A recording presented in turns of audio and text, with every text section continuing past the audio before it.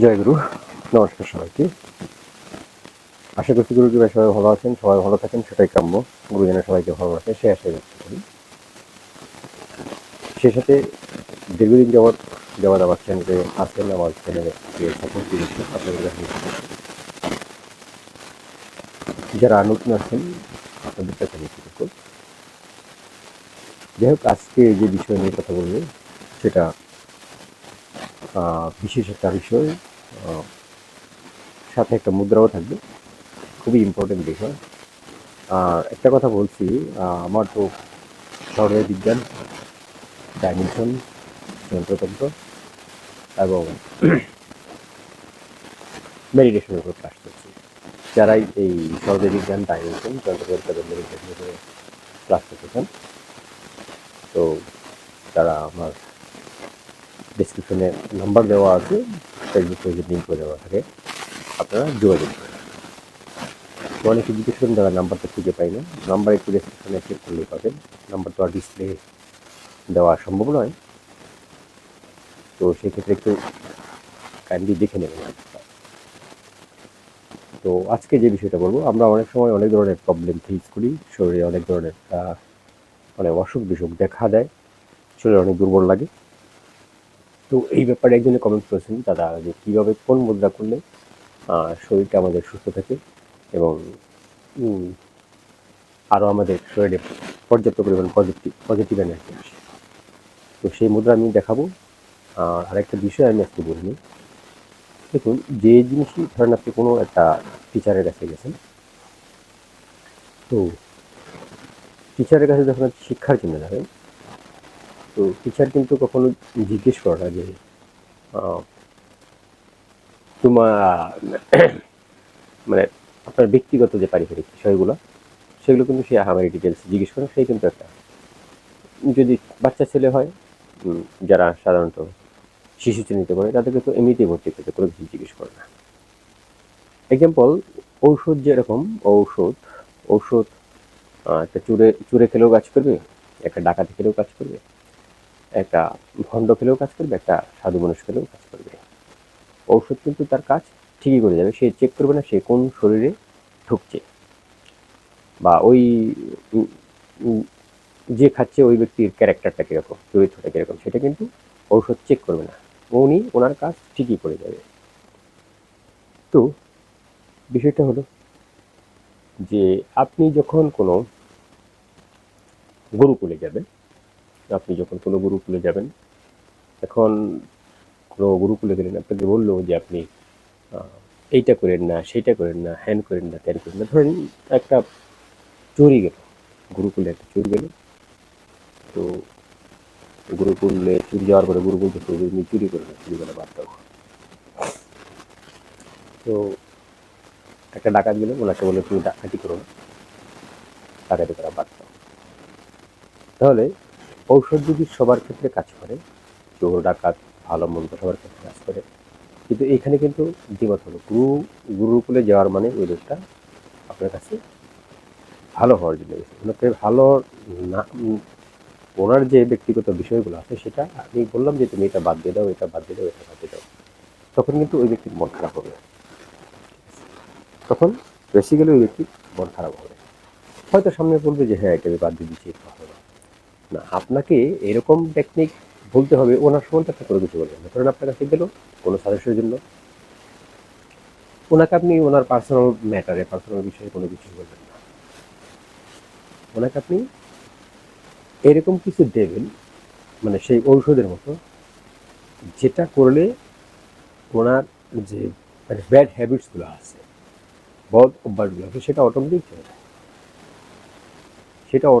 যায়, এটা হলো অরিজিনাল একটা গরুর কাজ। উনি তখন এরকম অ্যান্টিবায়োটিক দেবেন, বা এরকম কোনো টপ জব, বা এরকম কোনো মুদ্রা বিশেষ কিছু দেবেন, যেটা করলে অটোমেটিক ওনার চৈতন্য জ্ঞান যেটা জাগ্রত হওয়ার কথা, সেই চৈতন্য জ্ঞানটা জাগ্রত হবে। যদি চৈতন্য জ্ঞান জাগ্রত হয়ে যায়, তাহলে ওই গুরুকে আর কোনো ওই ব্যক্তির সম্পর্কে আর কোনো কিছু বলার প্রয়োজন পড়ে না, যে তুমি এটা করো না, সেটা করো না, হ্যান করো না, ত্যান করো না, এটা কখনো সে বলবে না। একটা চৈতন্য গুরু জানে যে যে কেউ তার কাছে যেতে পারে, যে কেউ যাইতে পারে।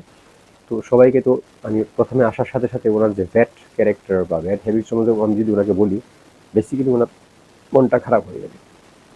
তো এরকম ঔষধ দিতে হবে, এইরকম ডোজ দিতে হবে যে ডোজটা খেলে, যে ঔষধটা খেলে তার চৈতন্য জ্ঞান জাগ্রত হয়।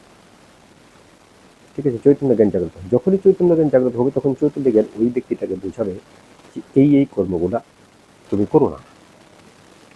ইন্টারনালি ভাবে, মানে ভেতর থেকেই তাকে এই সমস্ত জিনিসগুলো বোঝাবে এবং সে বুঝতেও পারবে যে এগুলো করা ঠিক নয়।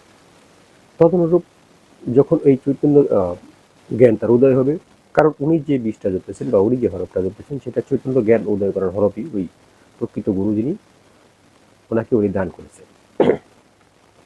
ওইটা জপলে বেশ কিছুদিন জপার পরবর্তীতে তখন দেখবো অটোমেটিক যে তার ব্যাড হ্যাবিটগুলো সেগুলা মানে চলে যাচ্ছে জীবন থেকে, অটোমেটিক পরিবর্তন হবে। ইভেন শুধু তাই নয়, যে সমস্ত খাবার ওনার শরীরের জন্য উপকারী নয়, ওনার শরীরের জন্য অপকার, সেই খাবারগুলোও অটোমেটিক মন থেকে চলে যাবে। এটা হচ্ছে একটা মানে মানে কি বলে সঠিক সমাধান। কাউকে আপনি মনে করেন কেউ আপনার সামনে আসলো, আপনি আসার সাথে সাথে বললেন না তোকে দেওয়া যাবে না, তোকে নাম দেবো না, হ্যান দেবো না, ত্যান দেবো না, তুই এইটা করিস, হ্যান করিস, ত্যান করিস, আগে ভালো হয়ে আস, পরিবর্তন হয়ে যাচ্ছে। ও তো পরিবর্তন হওয়ার জন্যই আপনার কাছে আসছে, পরিবর্তন হওয়ার জন্য আপনার কাছে আসছে। আপনি যদি পারেন তাকে পরিবর্তন হওয়ার যে ডোজ, হওয়ার যে ঔষধ সেটা আপনি দেবেন। কিন্তু আসার সাথে সাথে বললেন যে তুমি এইটা করো না, সেটা করো না, হ্যান করো না, ত্যান করো না, পরিবর্তন হয়ে আসো, তার ফলে আপনি ওকে হার্ট করলেন, ওকে কষ্ট দেবেন। এইটা কখনোই করা যাবে না। যদি কোনো ব্যক্তি আপনার কাছে যায় কোনো বিষয়ে, ঠিক আছে, তাহলে আপনি চেষ্টা করবেন সেই বিষয়ের উপরে তাকে ঔষধ দেওয়ার জন্য, তাকে হার্ট করার জন্য। এটা প্রকৃতির বিরুদ্ধে, হার্ট করার জন্য নয়। ঠিক আছে, এইগুলো বিষয়। এখন দ্বিতীয় বিষয় যেটা আসছি বলবো, মুদ্রা সম্বন্ধে যেটা বলার কথা ছিল, যে সর্ব কষ্ট নিবারণ মুদ্রা, এটার নাম হলো সর্ব কষ্ট নিবারণ মুদ্রা। তো খেয়াল করেন আমার হাত দেখা যাচ্ছে, তাই তো? এইটা হচ্ছে সর্ব কষ্ট নিবারণ মুদ্রা। ঠিক আছে, আপনি হাতটা এভাবে নেবেন, তারপর হাতটা এরকম ঘুরিয়ে নেবেন।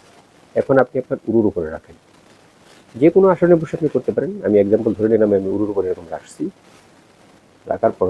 রাখার পরবর্তীতে আপনি কি করেন, আবারও দেখাচ্ছি আমি সর্বকষ্ট নিবারণ মুদ্রা। এইটা এরকমভাবে উরুর উপরে রাখবেন, আপনি আপনার থায়ের উপরে রাখবেন, বা যদি বসে না করেন, সুখাসনে না করেন, বলদাসনে না করেন, বা চেয়ারের উপরে বসে থাকবেন, থায়ের উপরে বসে রাখবেন। এইভাবে এটাকে রাখবেন। আমি আবার দেখে দিচ্ছি, এইভাবে রাখবেন না কিন্তু, এইভাবে রাখবেন। তো রাখার পরবর্তীতে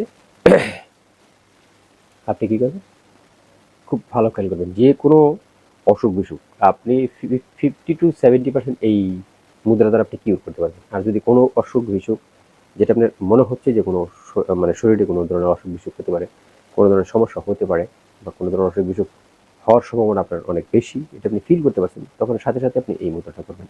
করলে সেটা কিউর হয়ে যাবে, সেটা অটোমেটিক সেটা থেকে আপনি বেঁচে যাবেন।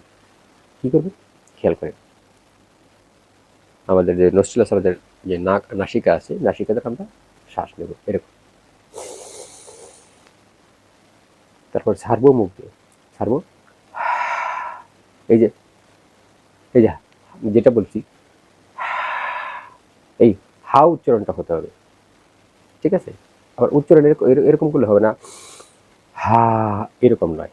আমরা শীতের দিনে যেরকম আমরা মুখ দিয়ে যেটা আমরা প্রশ্বাস যেটা ত্যাগ করি, যেরকম হা হয়, সেই হাটা উচ্চারণ করতে হবে এরকম।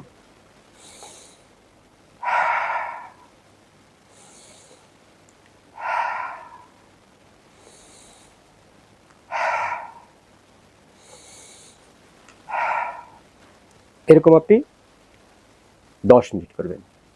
10 মিনিট করলে আপনি খুব ভালো করে খেয়াল করবেন, আপনার যদি কোনো ধরনের প্রবলেম থাকে সেগুলো অটোমেটিক আপনার ঠিক হওয়া শুরু করে দিয়েছে।